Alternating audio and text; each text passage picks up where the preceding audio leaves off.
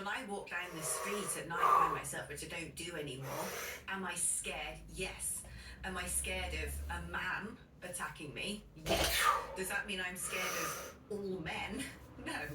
But, you know, I'm fearful if I'm travelling by myself as a young woman late at night of being harassed or approached, or, you know, your personal safety is something as a woman you think about all the time, even if it's not late at night. If you just happen to be walking in a big city and turn a corner and it's a secluded alley and you hear footsteps behind you, you're looking in the windows, you know, how you integrate into the Western society that doesn't have those viewpoints where women aren't covered up because they know that that's the way that the men in their countries have been tuned to thinking, you know. And yet, it's dangerous. Everything's getting more expensive right now. Groceries, bills, even toothpaste. So when I find something that actually saves me money, I'm all in.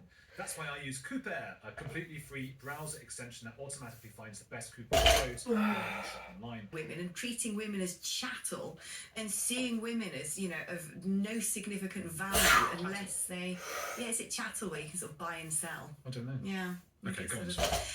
But basically treating women as slaves unless you have the one woman at home who is, you know, superwoman of immense tolerance, put up all the bullshit of her husband and wash and clean and bring up the kids.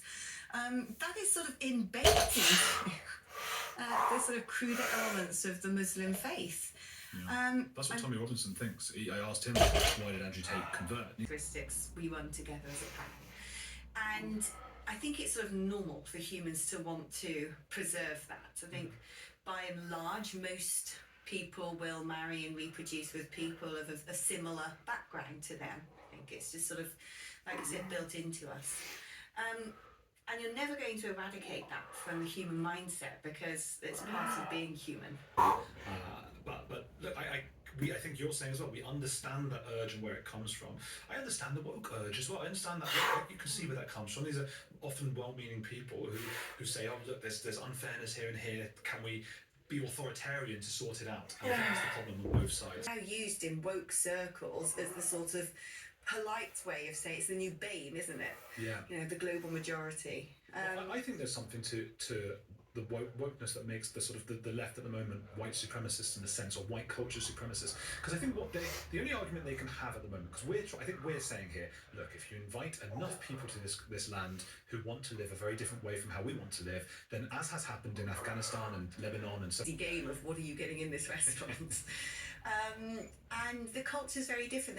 There's not much of a drinking culture. There's not pub culture in China. So you end up meeting other expats and going to the English-style bar, and you'll eat the Chinese food, but every now and then you go out for it. It's the first sign, I think, of the degradation of our society. When the Jews go, it's dangerous for us, and we want to leave. It really is a red flag, and it's happening in Britain. And you know. The Jewish community in Britain have always just been peaceful. They've contributed. That, you know, where's the Jewish terrorism? Where's the integration? Holiday to Spain or India or wherever. I'm not chucking stuff out the window, although they do. I've seen videos of this as well. It is apparently policy for in first class trains that go across India. The people working there, they just gather all the rubbish, chuck it out in the.